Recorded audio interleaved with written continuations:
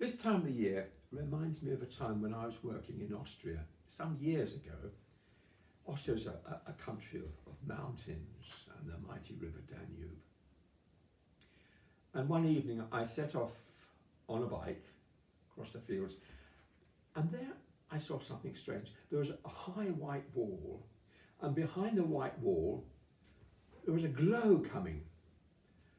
I didn't know what it was, so I got closer and closer, and I peered through the gates, and there behind the wall were all these graves, and on the graves were, hundreds of candles like this. People had put those lights on their loved ones' graves to remind them that they were held in the love and the light of God. And it made me think, where is God? So this is the story. God is in the beginning, in the first red ripening tomato, in the cookies fresh from the oven, in the first fun day of holiday, in the tiny hands of a baby. Where is God? God is in the end, in the last sweet bite of birthday cake, and in your worn, torn baby blanket, in the last wave goodbye at the end of a visit, and in the closing moments of someone's life. Where is God? God is in the way people come together, in the sharing of a cold and gloomy morning, and in the elastoplast fixed up after a fall, in homemade gifts made of clay and paint, and in morning hugs and goodnight kisses.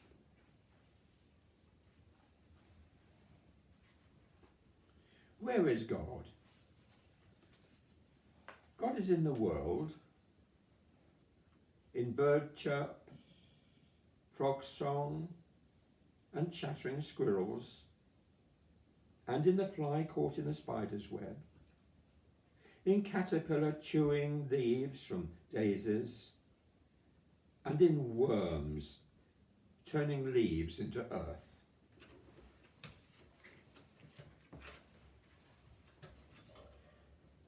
Where is God? God is everywhere, if only we look. God is wherever we let God in. Well, what does God look like? God looks like nothing, and nothing looks like God. And there are many things you cannot see, and still we are sure they are there. Like cool breezes on a hot summer night, on the rays of the sun drying puddles of rain, like the long hours until supper time, or the short minutes of a day at the beach. You know they are there, but there's nothing to see.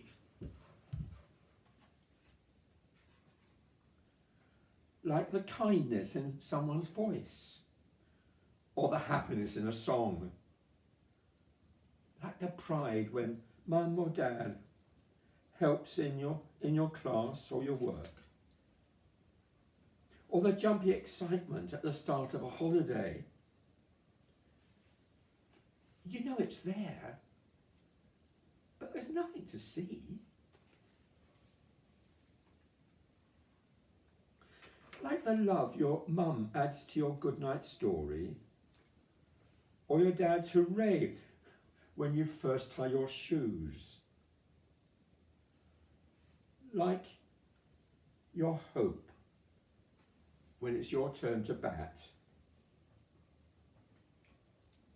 or your worry when your dog runs away.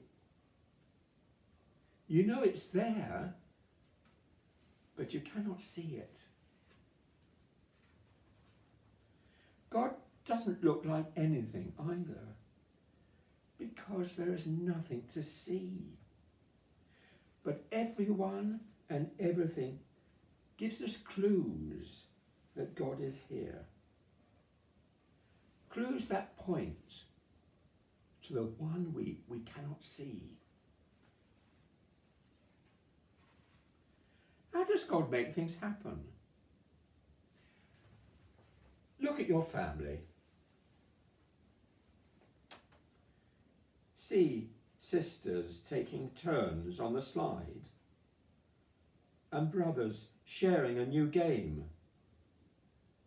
Watch how everyone comes together to help with dinner.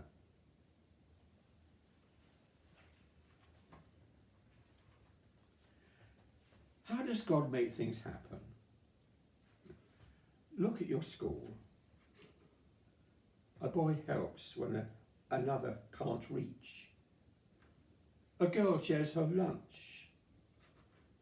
Watch how everyone shows the toys to a new friend. How does God make things happen? Look at your town. One family gives money for people who lost their home. A neighbourhood gathers books for children in the hospital. Watch how everyone helps family with a new baby. You see a house there, it's in real trouble there. It's all burnt down, isn't it?